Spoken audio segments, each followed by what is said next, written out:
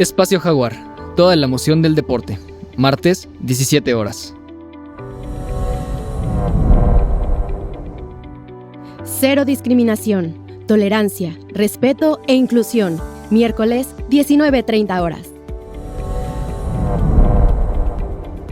Tu abogado en casa. Asesoría jurídica. Justicia al alcance de todos. Jueves, 17 horas. Noche de debate, análisis a fondo. El mejor encuentro de opiniones. Jueves, 19 horas. Recuento semanal. Información y análisis a fondo. Viernes, 12 horas. Noche de música en Jalapa. El deleite de la bohemia. Sábados, 20 horas. Desarrollo humano. Saca lo mejor de ti. Vida sana en mente sana. Domingos, 12 horas. Tu historia conmigo. La vida de las estrellas contigo. Domingo, 12 horas. Acrópolis. Comunica y trasciende.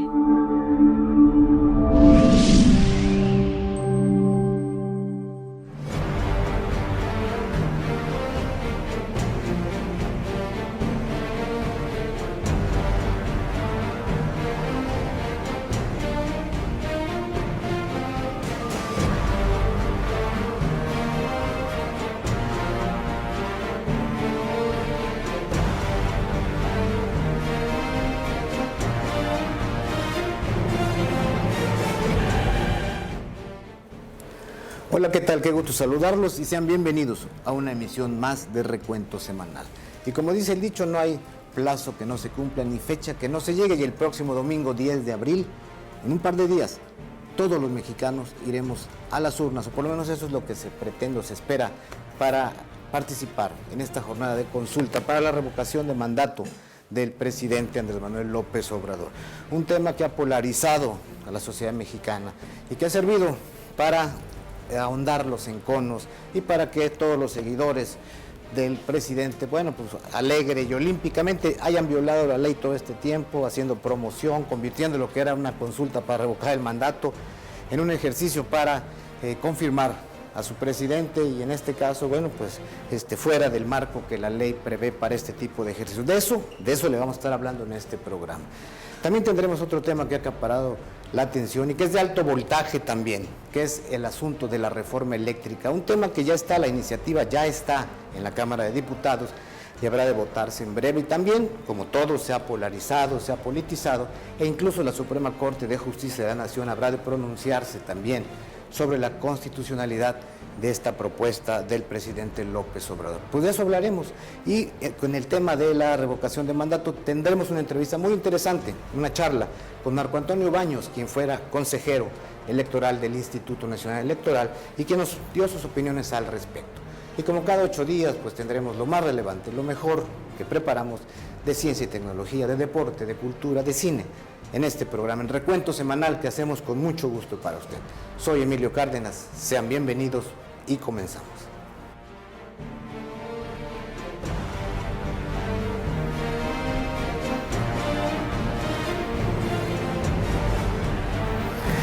Pues bueno, como les decía al presentar este programa, pues ya llegó la revocación de mandato el próximo domingo, y pues quiero recordarle que una consulta para la revocación de mandato, por si se nos había olvidado, es un ejercicio por el que se pregunta a los ciudadanos si el presidente o un servidor público elegido por votación debe de dejar su cargo por pérdida de confianza.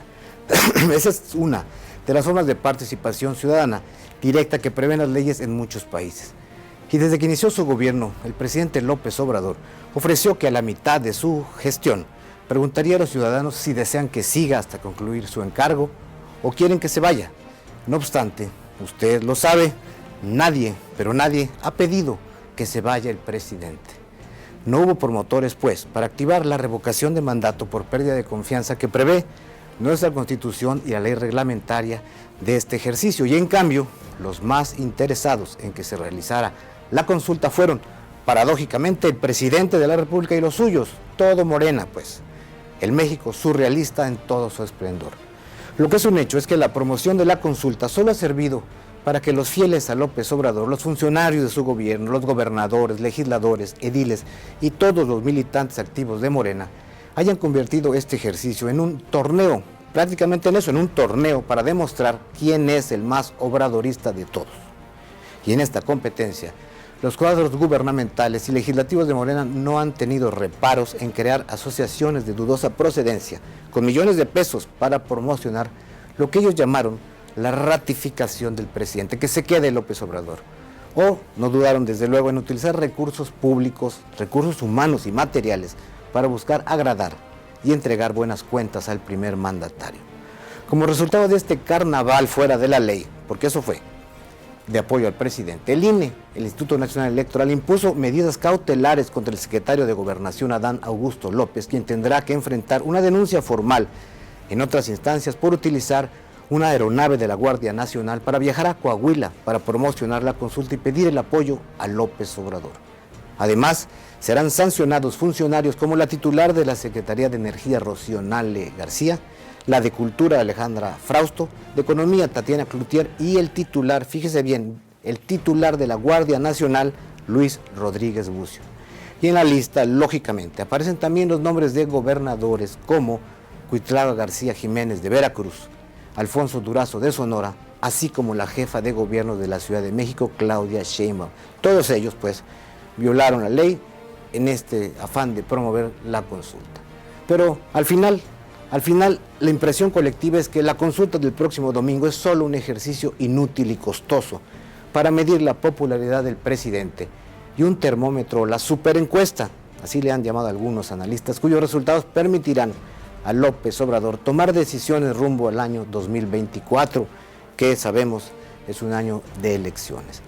Se pervirtió pues este ejercicio ciudadano que pudo haber fortalecido nuestra cultura cívica y nuestro aprendizaje democrático. Pero bueno, para saber más de este tema, lo invito a ver el trabajo que en Recuento Semanal preparó nuestra compañera Carly Hernández. Vamos a verlo. Y bien dicen que no hay fecha que no llegue ni plazo que no se cumpla. El próximo domingo, los ciudadanos mayores de 18 años tendremos la oportunidad de decidir si queremos que el presidente de México, Andrés Manuel López Obrador, concluya o no de forma anticipada su mandato.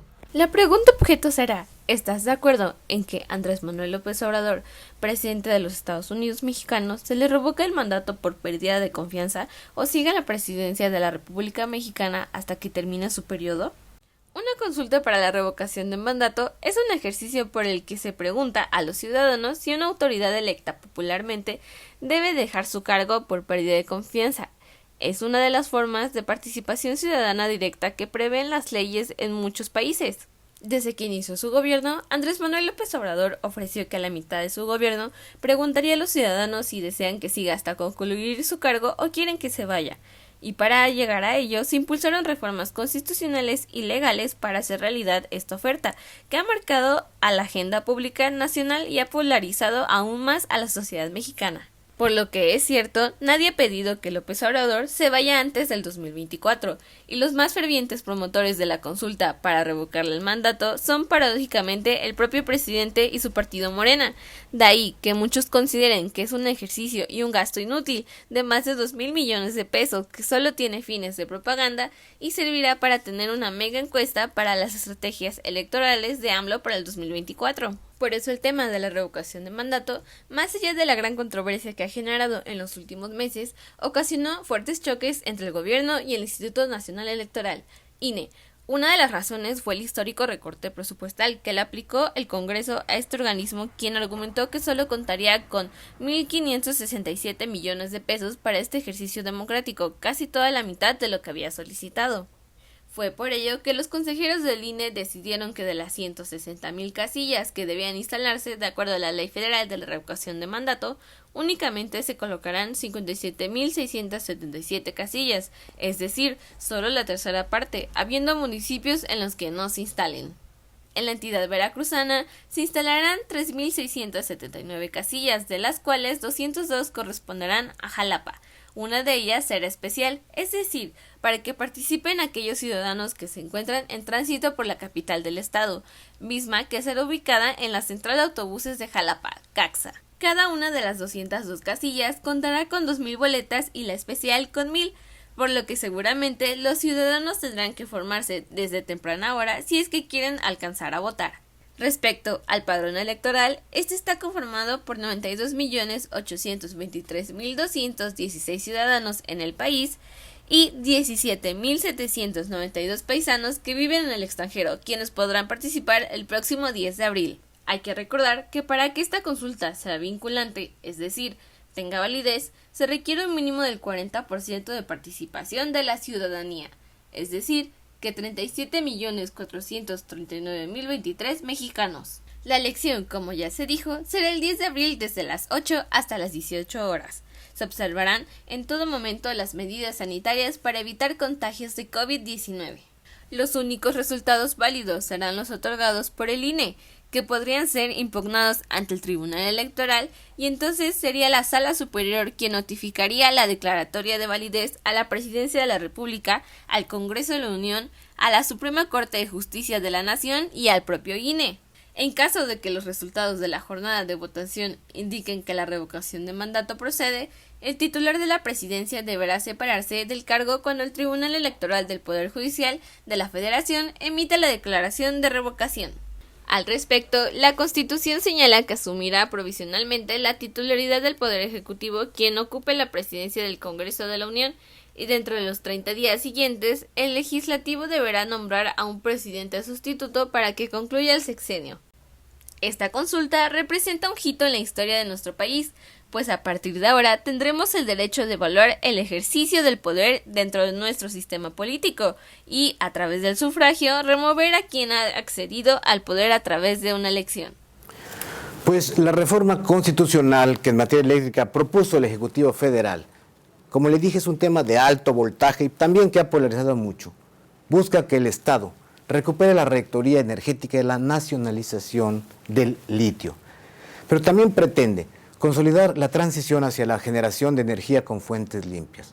A decir del gobierno federal y de los líderes legislativos de Morena, con los cambios que se proponen a los artículos 25, 27 y 28 de la Constitución, se impulsará una nueva etapa de desarrollo en nuestro país, ya que se podrá garantizar energía eléctrica barata y suficiente, puesto que el Estado en esta propuesta, en esta iniciativa, generará por lo menos 54% de la energía que necesita nuestro país. No obstante, del otro lado, lógicamente, la oposición acusa que esta reforma impactará en la economía de los mexicanos por el encarecimiento de los recibos de luz, lo que todos pagamos, la promoción de energía sucia basada en el combustóleo y el daño que ello causa sin duda al medio ambiente y a la salud de todos los mexicanos. Sin olvidar, dicen ellos, dice la oposición al presidente López Obrador, que se ahuyentará a inversionistas por el carácter monopólico que adquirirá la Comisión Federal de Electricidad, lo que repercutirá, dice la oposición, en una profundización de la crisis económica que se vive en la actualidad. Esta iniciativa, la de la reforma eléctrica, se analiza ya en la Cámara de Diputados, donde el bloque opositor conformado por el PRI, el PAN y el PRD ha planteado ya una contrapropuesta. En tanto que en la Suprema Corte de Justicia de la Nación, los ministros habrán de pronunciarse en torno a la constitucionalidad de la propuesta presidencial. Y como todos los temas de gran calado que se debaten en México y que son de interés superior para el presidente López Obrador, pues esos temas lógicamente se politizan. La reforma eléctrica ha generado así una intensa polarización, una más en este México en el que vivimos. Veamos, para saber más de este tema, el trabajo que preparó nuestro compañero José Manuel Hernández y Solano. La reforma eléctrica propuesta por el presidente Andrés Manuel López Obrador ha ocasionado mucha controversia, pues pretende echar abajo completamente la reforma energética del exmandatario Enrique Peña Nieto. Los principales objetivos de AMLO son fortalecer la Comisión Federal de Electricidad, CFE, para que atienda el 56% de la energía que se produzca y que el sector privado pueda tener una participación del 46%, así como asegurar que el litio solo sea explotado por el Estado. Hay que recordar que esta es una de las acciones fundamentales para que se lleve a cabo la llamada Cuarta Transformación de México y la próxima semana comenzarán sus discusiones en el Congreso de la Unión. Es por ello que López Obrador sugirió a los diputados priistas rebelarse contra su dirigencia y ponerse del lado del pueblo. En respuesta, el líder nacional del Partido Tricolor, Alejandro Moreno Cárdenas, respondió que sus legisladores votarán en contra de esta reforma, asegurando que de no hacerlo sería un desastre de consecuencias irreversibles, aunque es cierto que algunos diputados del PRI sí están coqueteando con la propuesta del mandatario.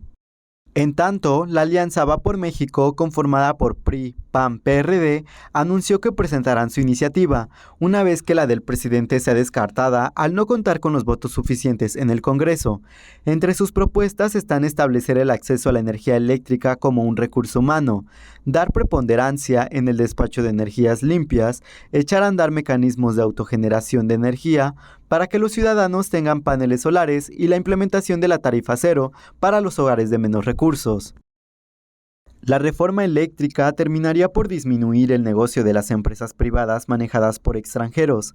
Con este cambio se caerían las firmas y contratos con las empresas españolas, que representan la segunda mayor inversión extranjera en México, solo por detrás de Estados Unidos, y que estas dos naciones en conjunto han presentado una serie de desacuerdos porque perderían los beneficios adquiridos durante las últimas 2 décadas. Ante esto, el gobierno español ya ha declarado que reaccionarán fuerte y tajantemente si se llega a aprobar la reforma tal y como se propuso. Lo cierto es que cientos de empresas extranjeras han actuado de forma ilegal y se han beneficiado a través de la reforma energética impulsada por Fox y Peña Nieto. Justamente la empresa Iberdrola tiene producción privada en nuestro país y paralelamente suministra la energía en España, nación que actualmente tiene grandes problemas económicos y sociales por las altas tarifas. Iberdrola tuvo un proceso legal en Monterrey semanas atrás, luego de que la Comisión Reguladora de Energía la sancionara por vender electricidad que era para autoabastecimiento. No obstante, un juez autorizó que la compañía continúe con sus actividades, y solo por poner algunos ejemplos de empresas que se han beneficiado de este modelo de autoabasto tenemos a Oxxo, Cemex, Cervecería Cuauhtémoc Moctezuma, el Tecnológico de Monterrey y el Diario Reforma, perjudicando a miles de individuos mexicanos. Iberdrola se ha posicionado como la empresa más valiosa de España y con el mayor crecimiento internacional, bajo un lema aparentemente de sostenibilidad del planeta, pero que en realidad ha sido señalada de actos de corrupción. En medio de este polémico tema, expertos de energía y opositores del gobierno han diferido con esta iniciativa y han expresado que la propuesta solo terminaría por perjudicar la emisión y los costos de la generación sucia de electricidad. El mandatario federal y partidarios siguen firmes con su propuesta, sin posibilidad de echarla abajo, a lo que opositores como la Alianza de Va por México han planteado modificaciones, pues aseguran que no tiene ni pies ni cabeza. Sin embargo, nuestro país deberá velar principalmente por los intereses propios que beneficien al pueblo, sin repercutir en estragos económicos como los que vive España actualmente. Pues estamos ya en vísperas de la Semana Santa. Y como todos sabemos, en la tradición católica y entre la gran feligresía, esta temporada, la Semana Santa, es la celebración cristiana que recuerda los últimos momentos de Cristo en la tierra. La pasión, la muerte y la resurrección, es decir, de acuerdo al relato bíblico, desde que llega a Jerusalén, proclamado Salvador, hasta que es procesado, muerto y enterrado, y desde luego resucita. Todo ello, desde luego, de acuerdo al relato bíblico.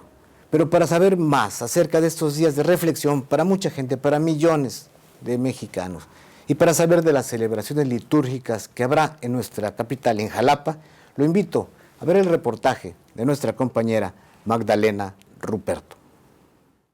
La Semana Santa hace alusión a la Pasión de Cristo y es el periodo en el que la Iglesia Católica tiene una actividad litúrgica más intensa. En Recuento Semanal tuvimos la oportunidad de hablar con el padre José Manuel Suazo Reyes, vocero de la Arquidiócesis de Jalapa, quien nos adelantó que tras 2 años de pandemia, por fin las celebraciones serán presenciales, tomando todas las medidas necesarias para evitar contagios de COVID-19. El Domingo de Ramos marca el inicio de la Semana Santa. El presbítero nos comentó que también se le conoce como Domingo de la Pasión del Señor o Domingo de la Glorificación de Jesús, y se conforma por los ramos que representan la entrada de Jesús y la proclamación de la Pasión y la Gloria. Del jueves al sábado, conocido como el Tríodo Pascual, se tiene previsto que todos los oficios sean presenciales y con la intervención de todas las comunidades, para lo que el obispo Jorge Carlos Patrón Wong ha dado la instrucción de que si es necesario se aumenten las celebraciones eucarísticas para que no haya aglomeraciones y todos los feligreses puedan participar. Por ejemplo, el Viernes Santo, los viacrucis se llevarán a cabo por secciones, es decir, se harán varios recorridos de forma simultánea, mientras que en la noche, para la procesión del silencio, se espera una celebración muy concurrida, misma que iniciará hacia las 19 o 20 horas. Y así como algunas personas viven la pasión de Cristo, otras aprovechan los días de asueto para salir a vacacionar. En este sentido, la Secretaría de Protección Civil, Guadalupe Osorno Maldonado, anunció que el día de mañana arrancará el operativo de Semana Santa en 144 municipios, divididos en 5 zonas de mando: Tuxpan, Costa Esmeralda, Veracruz, Boca del Río, Los Tuxtlas y Coatzacoalcos, y en el que participarán 12,000 elementos de las distintas corporaciones para resguardar a los turistas. Pues como le adelantamos en nuestro programa anterior, en esta emisión continuamos con la segunda parte de una investigación de recuento semanal sobre el espionaje en México. Ahora, sobre la presencia y operación de la Central de Inteligencia de los Estados Unidos, la famosa CIA, en un trabajo que preparó nuestra compañera Gaby Quinto. Vamos a ver de qué se trata. En México, nos hemos pasmado ante la revelación de algo que a su vez ya se sabía. Los mexicanos hemos sido vigilados por la Agencia de Seguridad Nacional de Estados Unidos, por la Agencia Central de Inteligencia y por la Administración de Control de Drogas. Y así como a nosotros nos espían, también lo hacen con todo el mundo. Esto es un tema que lleva años de historia, pues la colaboración más fuerte entre los servicios de inteligencia estadounidense y los mexicanos se dice que fue justamente en los últimos años del Porfiriato, cuando se buscaba desmantelar grupos de oposición al régimen a través de persecuciones, arrestos y otras acciones. Durante la Revolución Mexicana, estas alianzas continuaron. Con Francisco y Madero, y con el pretexto de hacer cumplir las leyes de neutralidad, los estadounidenses decidieron brindarnos su apoyo, evitando así que los brotes de violencia de México se extendieran a su país. Pero luego de la decena trágica, es decir, del golpe de Estado militar para derrocar a Madero de la presidencia de México, más la inestabilidad política del país, llevó a la desconfianza entre ambos gobiernos, aunque las actividades de espionaje no pararon. Conforme fueron aumentando las tensiones entre Estados Unidos y Alemania, como parte de la Primera Guerra Mundial, los servicios de inteligencia estadounidenses intensificaron sus esfuerzos para contrarrestar las actividades de sus contrapartes germanas, que concentraron su atención en sabotear instalaciones de nuestro vecino del norte y procurar una guerra entre México y Estados Unidos para desviar la atención. Previo a la Segunda Guerra Mundial, nuestros vecinos comenzaron a interesarse en el tráfico de drogas transfronterizo, llegando incluso a actuar sin consentimiento del gobierno mexicano, lo que continuó minando la relación entre las naciones. El conflicto bélico fue un periodo que contribuyó para renovar la colaboración en el ámbito de inteligencia entre Estados Unidos y México, aunque los resultados no fueron favorables, debido a que nuestros servicios de inteligencia demostraron la falta de profesionalismo y, de nuevo, la confianza comenzó a disminuir. En esta época hubo hechos curiosos, como por ejemplo que la Oficina de Servicios Estratégicos se encargó de producir el cortometraje denominado El Grito de Guerra, contar con un documento propagandístico que funcionara como un arma psicológica contra los países del eje en América Latina y obtener información sobre las Fuerzas Armadas mexicanas. El FBI tomó un papel importante durante 1945 a 1947, cuyo objetivo era vigilar y contener el movimiento comunista del país, y al final la CIA fue la que se terminó encargando de esto. Hacia 1966, la CIA en México cobró especial importancia en nuestro país, llegando a tener 50 funcionarios que fungían como diplomáticos, además de oficiales de enlace por todo el país e informantes extranjeros. En el libro La CIA en México, su autor Manuel Buendía señala que entre las labores de esta agencia están investigar al país a través de todos los métodos de espionaje, organizar golpes de Estado, infiltrar agentes en todos los ámbitos de la vida del país, entrenar reclutas, realizar atentados para culpar a otros, establecer alianzas con mafia, poner en marcha campañas de prensa para favorecer o desacreditar a personas o grupos, maneja la imagen de políticos, coopta periodistas o activistas, financia universidades y o investigaciones para conocer gustos y conductas, por mencionar solo algunas. Una de las colaboraciones que más llamó la atención en esta época fue la denominada Comolitempo, que se basó en relaciones de apoyo mutuo entre la CIA e importantes funcionarios mexicanos, como presidentes y secretarios de Estado, que estaban en la nómina de la agencia estadounidense, lo que se mantuvo en secreto mucho tiempo, pues de otra forma la legitimidad del gobierno de México se hubiese perdido por completo. Ya en la década de los 70 se fundó la DEA, que en México mantiene oficinas en distintas ciudades y está enfocada principalmente en el tráfico de drogas, para lo que realizan operaciones encubiertas. Uno de los casos más emblemáticos fue el del agente Enrique Kiki Camarena, quien murió a consecuencia de la terrible tortura a la que fue sometido. Pagan informantes, intervienen teléfonos. Durante el gobierno de Felipe Calderón, las relaciones fueron especialmente fértiles, como nunca esta dependencia tuvo injerencia en la forma en que el gobierno determinó su política de drogas. Queda claro que la posición geográfica de México ha jugado un papel preponderante para que Estados Unidos extienda sus tentáculos a nuestro territorio y, a través de un juego de dar-ganar, ha buscado la supremacía y estabilidad propias, así como el control de la región y otras latitudes del planeta. Como hemos podido ver, la presencia de la CIA en México se extendió durante los años de la Guerra Fría, cuando vino a sustituir al FBI, el famoso FBI, en tareas de espionaje. Y en las últimas 3 décadas ha llegado a tener una actuación constante en el seguimiento de asuntos y personajes claves para la seguridad nacional de los Estados Unidos. Y más desde mediados de los años 80, con el boom de los cárteles de la droga mexicanos, cuando la CIA, junto con la Agencia Antidrogas, la DEA, redoblaron sus actividades y el número de sus efectivos en nuestro país.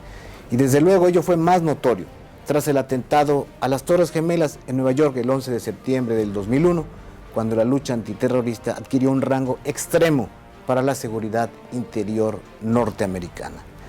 Tras los acuerdos bilaterales o trilaterales en materia de seguridad y comercio de México con Estados Unidos y Canadá, de alguna manera se normalizó bajo ese paraguas, bajo los acuerdos comerciales y en otros tratados y acuerdos con letra pequeña, como se dice, se normalizó pues la presencia de agentes norteamericanos y de sus estructuras militares que vigilan desde la embajada de ese país en México y por todo el país, por toda nuestra nación, para mantener informado a sus autoridades y en alerta al vecino del norte. Así funciona esto, así es esto del espionaje.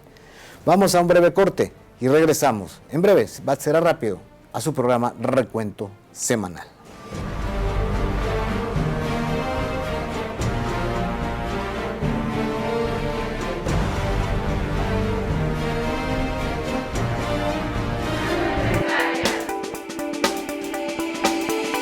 El día 9 de marzo, la doctora Isabel Soberano de la Cruz participó con la asociación 10.000 Mujeres por México, Impulsando Empresarias, sede Jalapa, Veracruz. Asociación que está comprometida con el crecimiento y desarrollo del país, dándose a la tarea de transmitir a otras mujeres el conocimiento y empoderamiento que han adquirido. Este evento, que se llevó a cabo en el hermoso recinto más verde del IBEC llamado Jardín de las Esculturas. La doctora Isabel Soberano de la Cruz, como mentora, habló de cultura empresarial, ideas y proyectos, siendo todo un éxito su amena charla. Por 10.000 mujeres en México. Yo siempre cuando quiero organizar alguna actividad, me la imagino y la visualizo como si ya estuviera pasando, desde que se entra, o sea, ya cuando se está llevando a cabo, ¿no? Lo mismo hice con la ópera o con todo lo que se ha organizado, los bailes, los congresos, todo lo visualizo antes y voy determinando qué necesito, qué pasos debo de hacer y qué etapas para poder llegar a ese momento. Si yo los tenía durante 4 años y soy educadora y he hecho planes de estudio, ¿cómo no iba a hacer un plan de estudios o un programa para titularlos durante los 4 años que los tenía?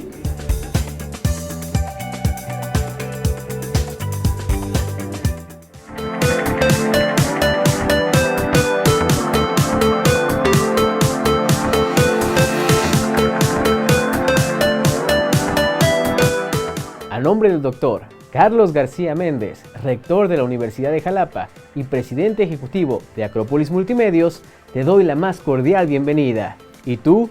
¿Qué esperas? Dale play al sonido que trasciende. Una radio de entretenimiento y mucha buena vibra. Una radio cultural que fomente el arte. Una radio que te motiva a tomar un nuevo rumbo en tu vida. Creatividad, tendencia, moda, una radio con estilo. Una radio para cuestionarte. Una radio más allá del sonido. Una radio para crecer y expandir tus ideas. Nosotras hoy. Una radio entretenida donde vivirás otra experiencia de juego. Una radio con imagen fresca y propositiva, que capacita y entretiene. Una radio donde se vale sentir. Una radio comprometida con la educación y el deporte. Una radio con equidad, incluyente y empática. Conciencia ambiental, bienestar para el futuro. Una radio de película, sin spoiler, para ti. Una radio para estar informado y estar al día en los temas de interés para el debate público. La Universidad de Jalapa, primera institución particular de nivel superior en la ciudad capital, se congratula en seguir innovando por y para Jalapa, Veracruz, México y el mundo entero. No solo por sus planes de estudio optimizados a los requerimientos profesionales de la actualidad, sino también por sus modalidades vanguardistas, como por ejemplo nuestro modelo híbrido de educación. Ahora también innovamos al presentar la primera estación radiofónica online de podcasting en Jalapa, un medio que ha llegado para combinar lo mejor del podcast con la radio por internet en vivo para todos ustedes. Radio Universidad de Jalapa, el sonido que trasciende.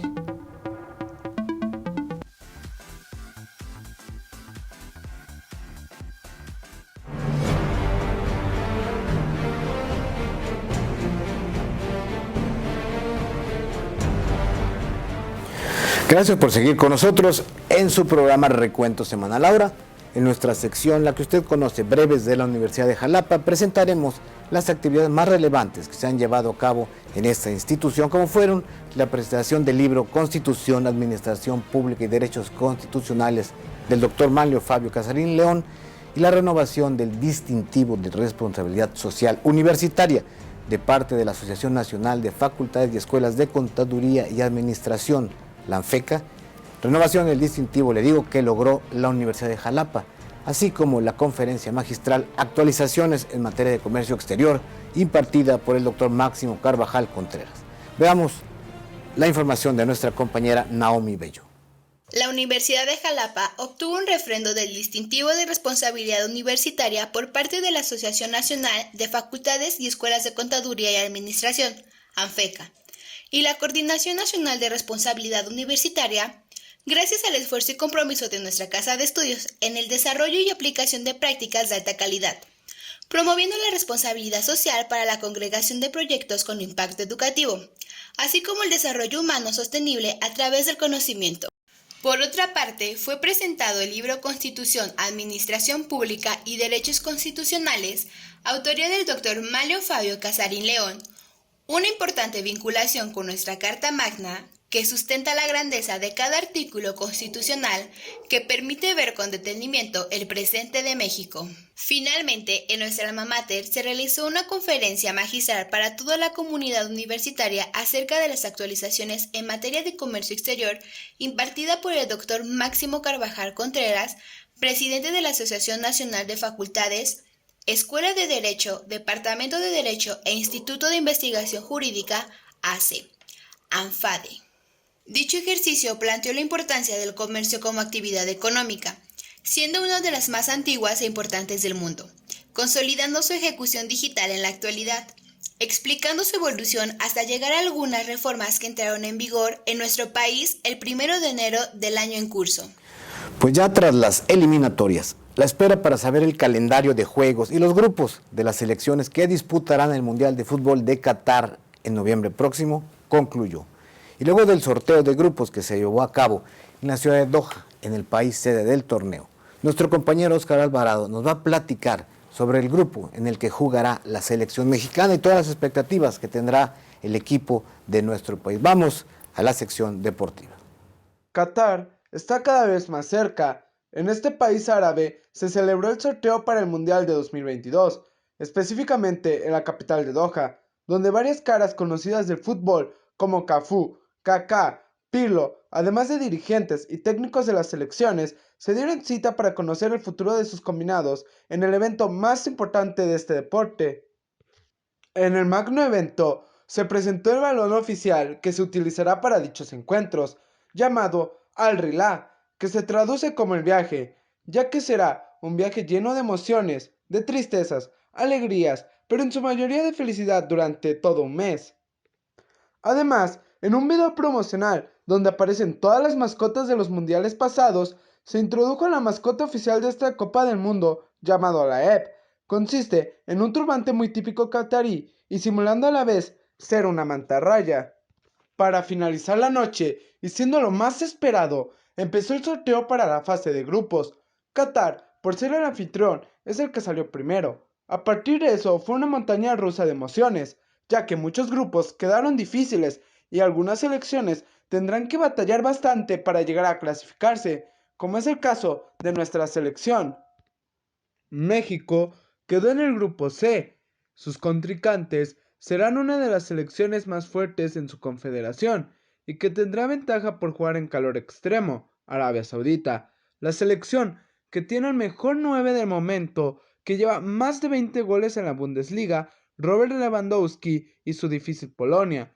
Y para finalizar, un rival que nos ha mandado a casa un par de cuartos, y una de las selecciones favoritas, Argentina, comandada por uno de los mejores jugadores del mundo, Lionel Messi.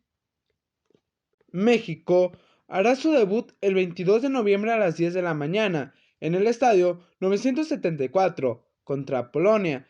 El 26 de noviembre, en su segundo partido, enfrentará a Argentina. Y para finalizar su participación en fase de grupos, el 30 de noviembre ante Arabia Saudita.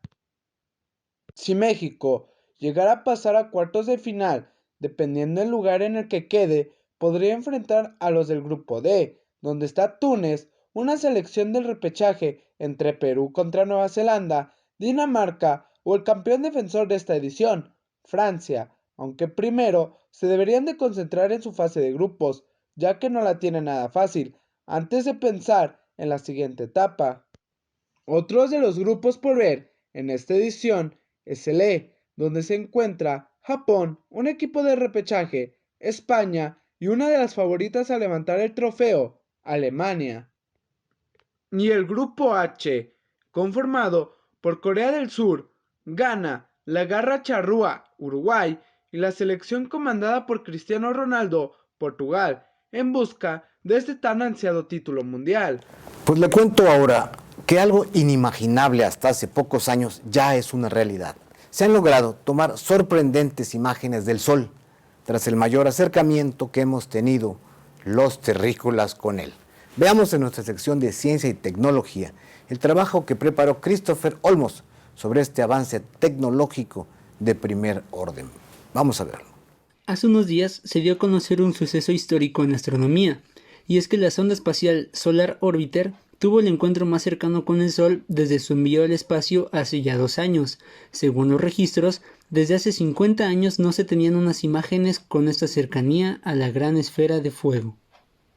La Agencia Espacial Europea ha subido ya una foto, que ha sido catalogada como la foto con mejor resolución para observar el disco completo del Sol, además de su luminosa corona. Para lograrla, el Solar Orbiter se acercó a 48 millones de kilómetros. Esta sonda espacial es un dispositivo que se envía al espacio y tiene como finalidad estudiar distintos cuerpos pertenecientes a nuestro sistema solar. Otra sonda espacial existente es la de la NASA, llamada Parker Solar Probe, que estuvo más cerca del Sol, aproximadamente a 5 millones de kilómetros. La diferencia es que Solar Orbiter posee una cámara y por eso se pudieron captar imágenes. No obstante, hay que decir que las fotografías necesitan bastante tiempo para ser analizadas, ya que se componen de muchas tomas separadas que deben descargarse y mediante diferentes procesos ser unidas. Así es como se obtuvo la única foto hasta ahora. Existe una necesidad de estudiar al fenómeno amarillo, ya que ha demostrado cambios en algunas de sus actividades, por lo que la ciencia está intrigada en saber la razón de este comportamiento. Entre sus objetivos están el comenzar a responder preguntas como por ejemplo, ¿cómo es que se acelera el viento solar? ¿O por qué es más caliente su atmósfera exterior que su superficie? Solar Orbiter seguirá en órbita hasta el año 2025, año en que se tiene previsto un levantamiento en la eclíptica, permitiendo que se puedan observar los polos de nuestra estrella por primera vez. Pues ya a punto de iniciar los días de receso con motivo de la Semana Santa.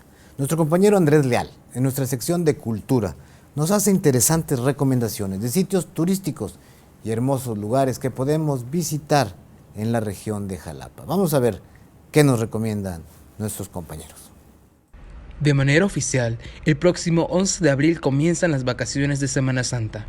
Tras 2 años de pandemia y luego de que paulatinamente las actividades han ido regresando a la normalidad, aquí, en Reencuentro Semanal, tenemos una lista de algunos de los atractivos turísticos que existen alrededor de la capital del estado para que puedas disfrutar de estos días de asueto. A menos de 15 kilómetros de Jalapa se encuentra Coatepec, uno de los 6 pueblos mágicos con los que cuenta Veracruz, en el que encontrarás cascadas como la de Bola de Oro, la Granada, la Orduña o la Monja, entre muchas otras. También, en este municipio está el Museo del Café y el Museo Jardín de las Orquídeas. Y ya que hablamos de esta hermosa flor, aprovechamos para invitarte, pues aún estás a tiempo de disfrutar de la 28ª Feria Internacional de la Orquídea que se lleva a cabo en el Salón Tecín desde ayer y hasta el 15 de abril. Y si eres amante del pan, tienes que visitar sí o sí la panadería El Resobado. En especial, te recomendamos las conchas, aunque cualquiera de sus panes son garantía de sabor, ya que sus hornos de leña y experiencia de más de 100 años lo confirman.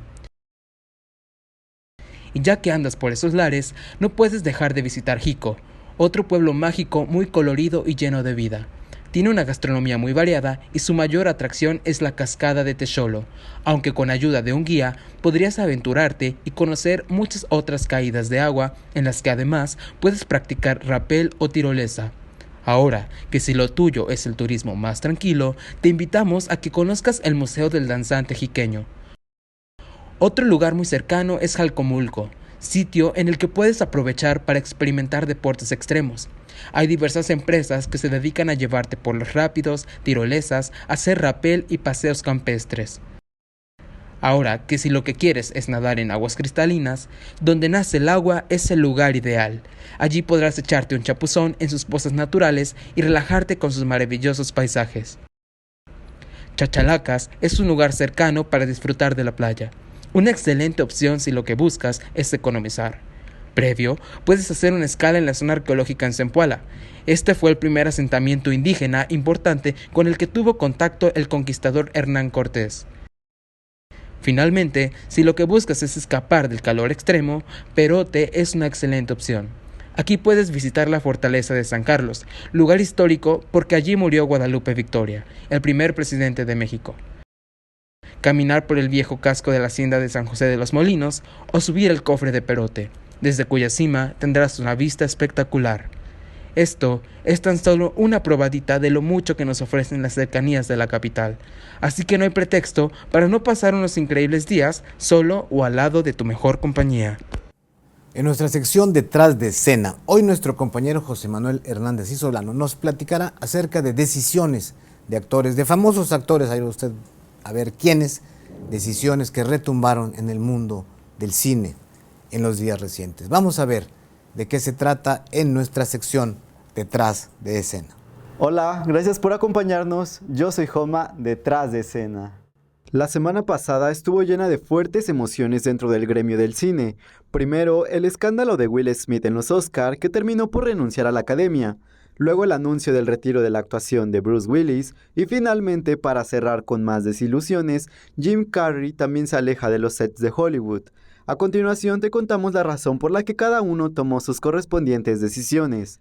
Luego de que Will Smith desencadenara una brutal polémica luego de que golpeara al comediante Chris Rock durante la pasada edición de los premios Oscar, el actor ganador de su primera estatuilla renunció como miembro de la Academia de Artes y Ciencias Cinematográficas, reconociendo que aceptaría cualquier consecuencia que la organización considerara pertinente. Smith confesó estar desilusionado tras la acción que realizó durante la ceremonia, cuando subió al escenario y abofeteó a Rock, luego de que éste hiciera un chiste sobre la cabeza rapada de su esposa, Jada Pinkett Smith, quien sufre alopecia. Previamente, la academia había condenado la acción y comenzó con una revisión formal del incidente, y ahora aceptó de manera inmediata la renuncia de Smith, pero aún así continuarán con un procedimiento por violación de códigos de conducta que llegará a una resolución el próximo 18 de abril. Bruce Willis es otro personaje que nos ha dejado abatidos, luego de que se confirmara su retiro de la actuación a partir de que le diagnosticaron afasia, un trastorno del lenguaje producido por lesiones cerebrales, dificultando el habla y la comunicación, una situación triste y complicada para la superestrella de Hollywood, y que lamentablemente le impide a Willis continuar con su carrera como actor, en la que ha protagonizado más de 70 películas, dejando trabajos memorables como El Sexto Sentido, El Protegido, Pulp Fiction, entre muchos más. En medio de esta consternación, el afecto por parte del gremio se hizo notar, y sorprendentemente los premios Razzies decidieron anular el triunfo por peor actuación de Bruce Willis en 2021, categoría en la que incluyeron las 8 películas en las que participó el actor y en la que Comic Sin había resultado ganadora.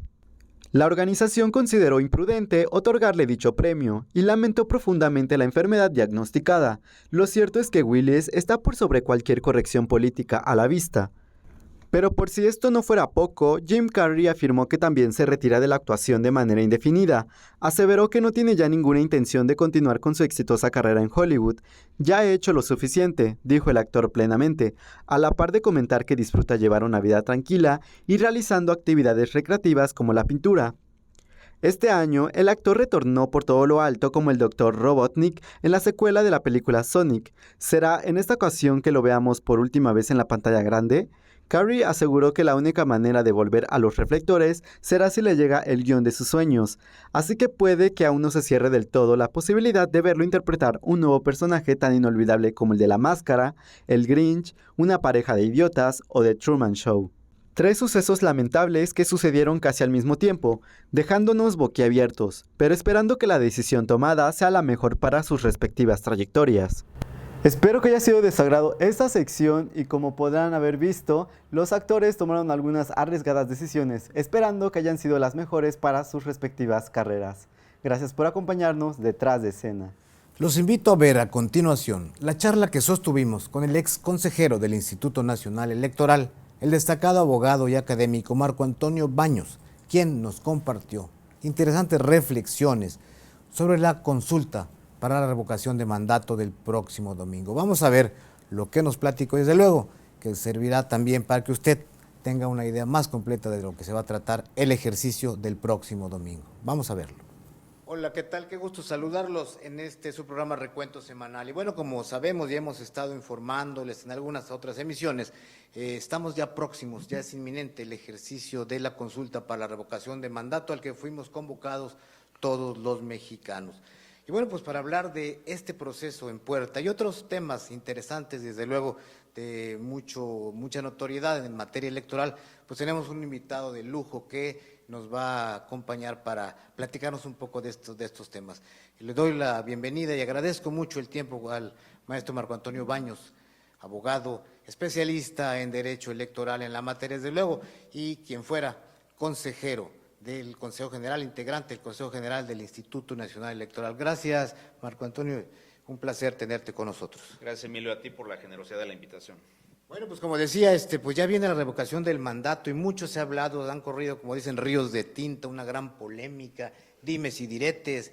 Marco, finalmente llegamos ya a la fecha, pero hay quien opina que este ejercicio de participación ciudadana, de democracia participativa que tenemos todos a la mano y que nos dota la ley de esta prerrogativa, se pervirtió, se desnaturalizó.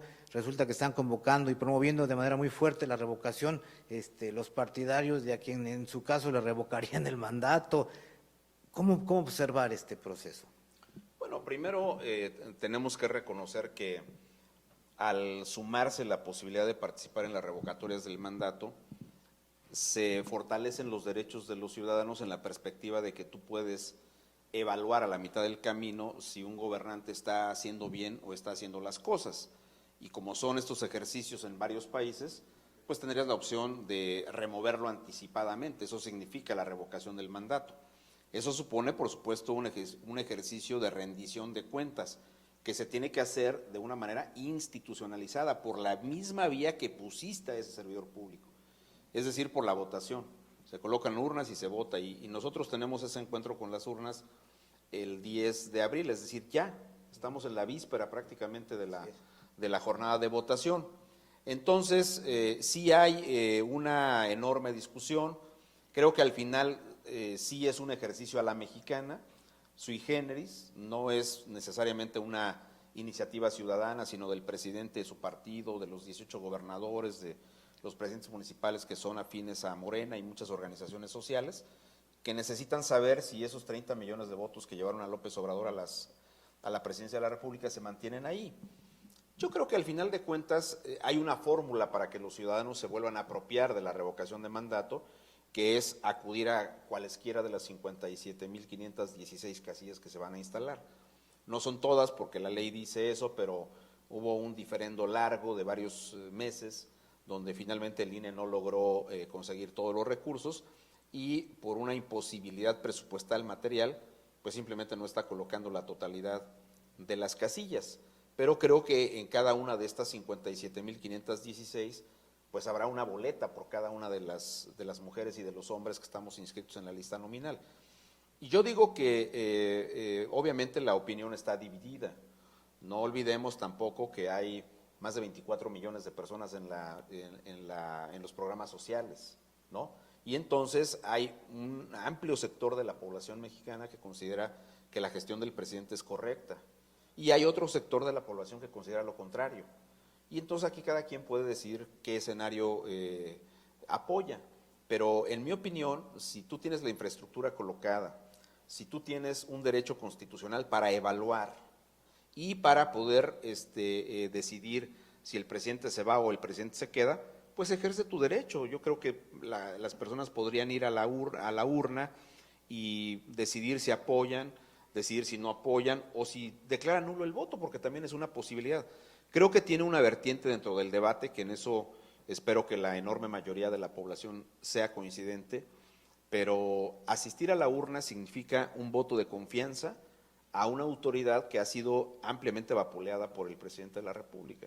Fíjate, perdón Marco, ahí llegas a un punto interesante. Efectivamente, en esta larga travesía rumbo a esta consulta, ha quedado de manifiesto pues una inquina, vemos mucha gente del primer mandatario hacia el órgano electoral, que bueno, pues sabemos que es una institución que ha costado muchos años construir, un proceso de ciudadanización y una institución que creo que está haciendo y ha hecho bien su tarea. Por eso este llamado a participar, porque es refrendarle ese voto a este organismo que está haciendo su tarea.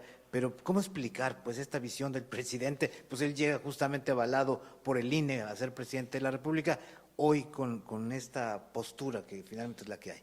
Bueno, el presidente de la República creo que tiene una estrategia política que responde mucho a los humores. Perdón, pero si tiene ciertos estados de ánimo, el presidente reacciona de cierta manera, pero en materia de los órganos autónomos, el presidente nunca ha tenido convergencia con la existencia de los órganos autónomos, y creo que la principal prueba está en que cuando fue jefe de gobierno de la Ciudad de México, no estuvo de acuerdo con la conformación, con la instalación del Consejo de Información Pública, que hoy es el Instituto de Acceso a la Información Pública y Protección de los Datos Personales de la Ciudad de México. Fue a través de una sentencia de la Suprema Corte de Justicia de la Nación como López Obrador tuvo que otorgar los recursos para que ese instituto pudiera funcionar. Nunca le han gustado, él lo dice así, las estructuras burocráticas, pero en el fondo no olvidemos que los órganos autónomos son una extensión de la división clásica de poderes y sirven para equilibrar el ejercicio del poder. Se tienen que conformar con personas que cumplan labores especializadas y que lo hagan de manera imparcial, porque cuando hay excesos o del Poder Ejecutivo o del Poder Legislativo o del Poder Judicial, los órganos autónomos tienen que atemperar. Nosotros tenemos órganos autónomos en materia de acceso a la información pública porque los gobiernos eran opacos. Hay que recordar ese diferendo por el tema de las partidas presupuestales de la Presidencia de la República, que en el 96 llevó a Alianza Cívica a ganar un juicio histórico, y de ahí toda la intervención del Grupo Oaxaca, que devino en 2002 con la aprobación de la Ley Federal de Acceso a la Información Pública Gubernamental. Entonces, pero al presidente no le han gustado los órganos autónomos, y también tiene que ver con momentos clave de la discusión pública. Recuerda, por ejemplo, que en diciembre del año pasado, López-Gatell se fue a la playa, ¿no? Lo cual pues es su derecho, por supuesto, y se fue con la novia, también es su derecho, no pasa nada. El único problema es que, se manifestó en contra del uso del cubrebocas, pero al final fue el que implementó la campaña de quédate en casa. Entonces, el que dice quédate en casa cuando estás en medio de una pandemia, se va sin cubrebocas a la playa. Entonces le fue muy mal a López-Gatell. Yo no sé ni por qué sigue ahí, pero el asunto es que no le fue nada bien en la evaluación ciudadana que se le hizo, y el presidente salió a defenderlo en 2 mañaneras. No le fue nada bien a López Obrador en esas 2 mañaneras. ¿Qué hizo López Obrador al tercer día que el pleito estaba muy fuerte en contra de López-Gatell? Porque además lo defiende con un esquema de contradicciones abiertas en el discurso, porque dice él que López-Gatell es uno de los doctores que habían estudiado en el extranjero. Cuidado, no le gustaban los que estudiaban en el extranjero, los fifís que van al extranjero a estudiar, pero luego dice que él es uno de los más connotados médicos que fueron al extranjero, especialista en el manejo de pandemias a nivel mundial. Bueno, pues Calderón lo corrió cuando era el responsable con el doctor Córdoba, recordarás, del tema de la influenza, pero bueno, hasta ahí vamos bien. Pero el asunto concreto es que va perdiendo el debate público, y como es muy vivo para el debate político el presidente, en el tercer día salió a decir que iba a mandar una iniciativa para desaparecer al INAI y para que las funciones del INAI pudieran ser retomadas probablemente en la Secretaría de la Función Pública. Eso te indica claramente cómo ahí sí es un ardid, porque toda la atención se desvió a la defensa del INAI, y por consecuencia se revivieron episodios contra los órganos autónomos, que si el INE ha sido florero de los gobiernos neoliberales, que si Chumel Torres insultó al hijo menor del presidente y de la señora Beatriz Gutiérrez Müller, que si la CONAPRED había organizado un encuentro donde estaba invitado Chumel Torres, que se tuvo que cancelar y que le costó el cargo a la directora del CONAPRED, siendo un órgano autónomo, y entonces dijo el presidente que todos los órganos tenían que desaparecer. O la iniciativa oficiosa de Monreal, donde dice, siguiendo un modelo español, que la Comisión Reguladora de Energía, que el IFT y algún otro organismo tendrían que subsumirse en uno solo. Es decir, toda esta lógica en contra de los órganos autónomos, que es real, pero también es para distraer la atención. Pero en el caso del INE, el presidente sigue, lo acaba de decir esta semana incluso, que le robaron las elecciones del 2006, ¿no? Que el INE no quiso instalar todas las casillas, no tenía presupuesto, hay que recordar ese tema. Que el INE está colocando las casillas en lugares donde solamente la clase media puede ir a votar. Que el INE no le da promoción a la revocación de mandato y tiene 20 juicios interpuestos en sala superior que le piden al INE que contrate más espacio en radio y televisión para difundir la revocación del mandato. Es decir, la revocación del mandato es estratégica para el presidente en términos políticos, porque necesita una encuesta censal en la cual sepa qué porcentaje de apoyo tiene. Pero en una carámbala de doble banda es un catalizador a la reforma electoral, donde el INE no va a salir bien librado. Entonces yo digo, si tú como ciudadano tienes el poder de ir a evaluar en una boleta con un procedimiento institucionalizado, seguro porque está en manos del INE, donde no se van a tergiversar los resultados, pues yo preferiría un esquema de esa naturaleza, y entonces la revocatoria de mandato podría readquirir su condición de mecanismo ciudadano como una fórmula de evaluación de la gestión de los gobernantes. Sí, fíjate que en ese punto, Marco, en esta ruta, pues, rumbo a este tema de la consulta, y hablando de los humores del primer mandatario, es evidente que él no iba a acatar, como no ha acatado, digamos, esta visión de la publicidad gubernamental, lo que da lugar al famoso decretazo que ya permite que ahora se promocionen, y que en muchos sentidos se soltaron, como dicen, el chongo, gobernadores, legisladores, andan en esos momentos haciendo campaña abiertamente, pero ahí hay, de acuerdo a juicio de muchos observadores, desvío de recursos, utilización de recursos materiales y humanos de los gobiernos, de los municipios, de las cámaras.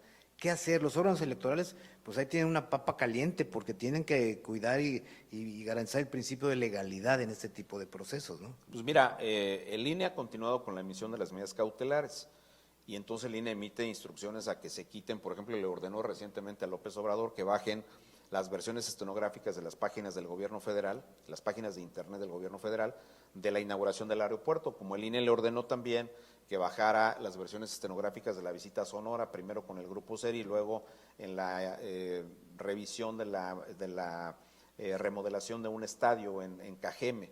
Entonces, o a Claudia Sheinbaum, que le pidieron que quitara mensajes de su cuenta personal de Twitter. Entonces, no lo están haciendo y evidentemente se ve un desborde y eso te indica claramente que la revocatoria de mandato, que tiene prohibiciones expresas, pues ahora alentada por un decreto que tiene visos de inconstitucionalidad, pues le quita la ley mordaza a los servidores públicos y los deja en campaña.